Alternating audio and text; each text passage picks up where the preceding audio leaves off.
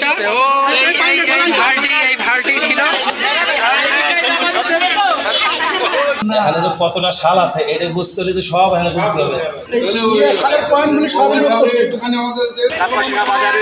বাজার পাড়ারির বাসিন্দা জনাব শহীদুল হকের জমি থেকে আজকে এখানে বেশ কিছু রূপার কয়েন, তাও আনুমানিক 15-20 কেজি হবে এরকম একটা পরিমাণের রূপার কয়েন পাওয়া গেছে।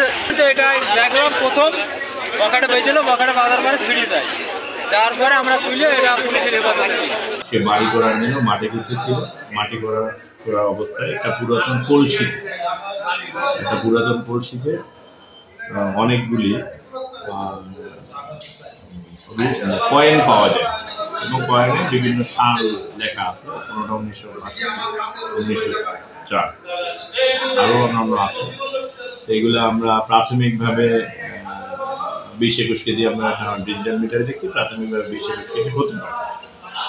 এটা নিয়ে আমরা পরবর্তী আইনানুগ ব্যবস্থা বিজ্ঞ আদালতের মাধ্যমে আইনানুগ ব্যবস্থা প্রক্রিয়া দিতে মনে হচ্ছে না বাংলাদেশে, যেহেতু 1862-1904 তখন তো আর বাংলাদেশে এই সময়টা ছিল না, তখনকার সময়ে ধারণা করা হচ্ছে।